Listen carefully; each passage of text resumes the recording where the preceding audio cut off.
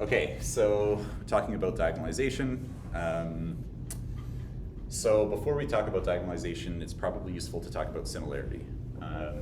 So if we have two matrices or transformations, again, they're the same thing, A and B, we say that they're similar, we put like a little squiggle to mean that they're similar. And we say that they're similar if the transformation of A is, sorry, how do I say this?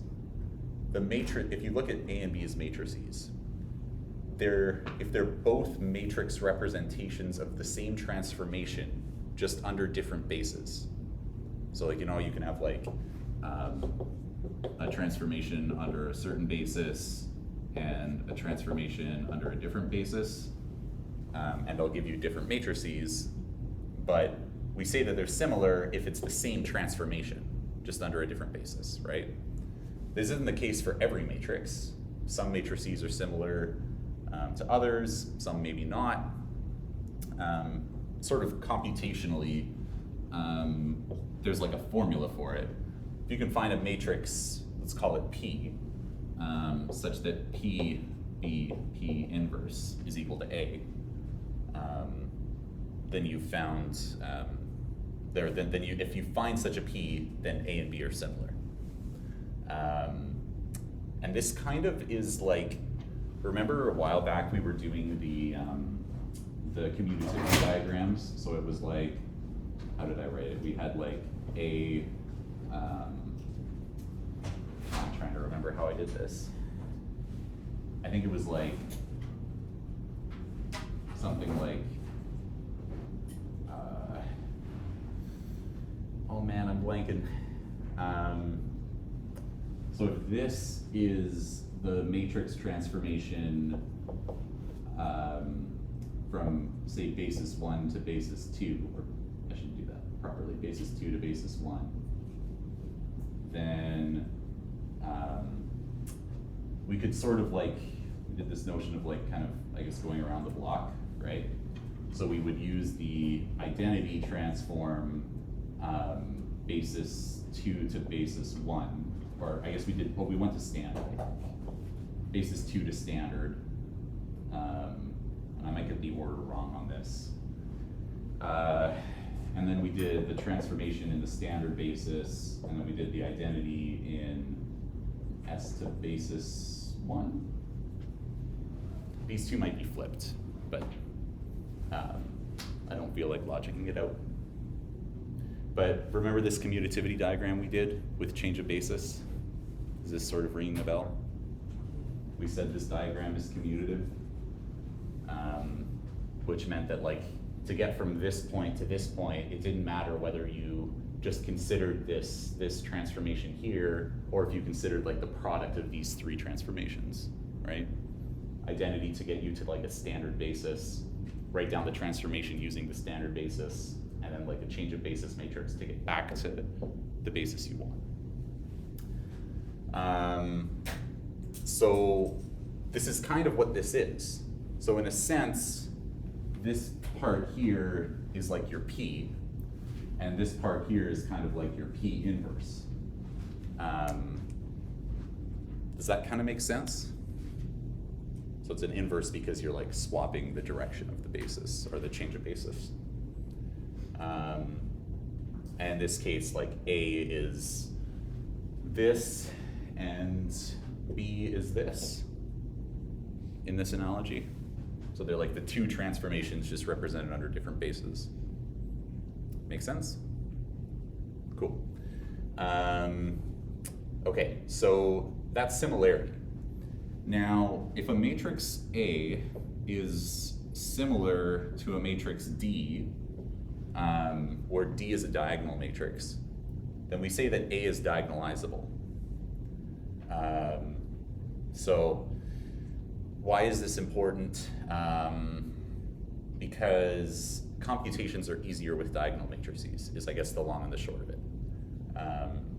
We know things about like properties of diagonal matrices that make them easier. So like as an example, if you wanted to raise like some 4x4 matrix to the power of like 7, right?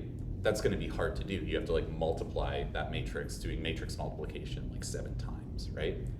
That's ugly. But what you could do is you could diagonalize it. So you'd have like entries across the diagonal and then zeros everywhere else. And if you raise this, if this is your diagonal matrix, if you raise it to the power of 7, it's just going to be like each of those entries to the 7. Like that. And zeros everywhere else. So it kind of makes your life easier, right? Same thing with inverses. If you have like a, I don't know, like a 10 by 10 matrix and you want to find the inverse of it, that's hard, right? But you can find the inverse. If I wanted to find like the inverse of this matrix, you would just take the inverse of each element, like 1 over each of the elements. And that's it, right? Then you'd have to do like a matrix multiplication by P and by P inverse on either side.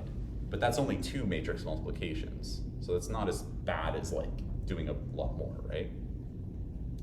So really like, you know, using this method, you could find like a matrix raised to the power of like 500, right?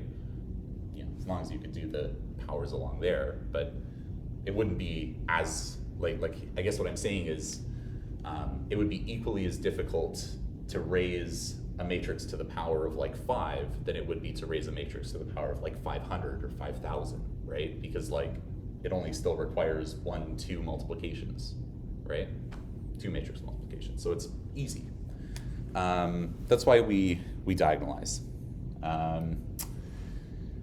There's a few theorems about when a matrix is diagonalizable. In other words, when a matrix is similar to a diagonal matrix.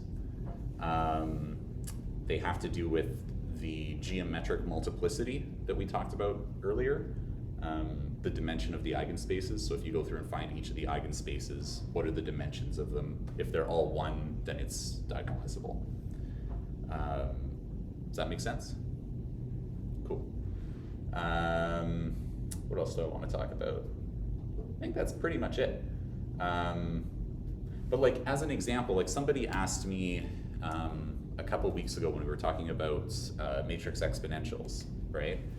I said, well, you know, to do like the exponential of a matrix, we said it was it the sum of a to the n over n factorial? And that was like, you know, for like a normal matrix, that was kind of impossible to do, right? Because I said that's like an infinite sum, right? It's like identity plus a squared over 2, and so on, right? But with this diagonalization, you can actually do it pretty easily, right? Because we know how powers of matrices work. So the exponential of some diagonalizable matrix, or I should say, sorry, some diagonal matrix is equal to the exponential of each of its entries. So it'd be like something like that, right, with zeros everywhere else. So using that, you could very easily find the exponential of a matrix, right? Only requires 3 matrix multiplications. Does that make sense? Any questions about that? Makes it more iconic of vector, sort of. Yeah, in a sense, it makes it. In a sense, yeah, it's almost just like one dimension, right? Because it's just all the numbers you care about are along the diagonal. Yeah. The other thing, I don't know where I was going, but yeah, that is right. It makes it more computationally easy. The other thing I should say is that it always works out that the numbers along the diagonal are the eigenvalues. So that's why, like, you know, we call it diagonalization because that's what we called it in the first course.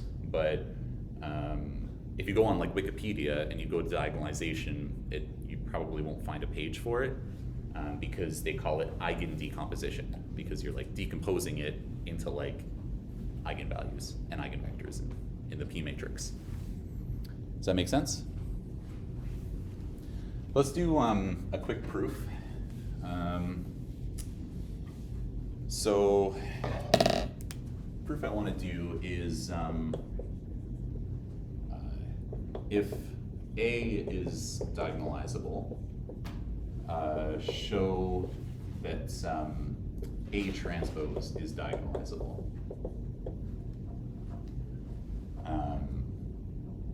All right, so to do this proof,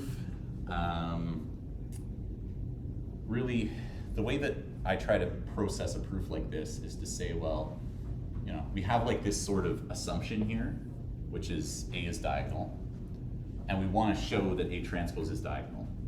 So it usually helps to write out what are we assuming and what do we want to show, right? So assume A is diagonalizable. What does that mean? Well, that is A has to equal P D P inverse, right? Where D is diagonal.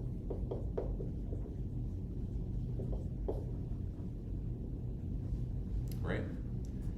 And we want to show that, I mean, maybe I'll write it over here. We want to show that A transpose equals like, I don't know, S, E, S inverse, I don't know, right?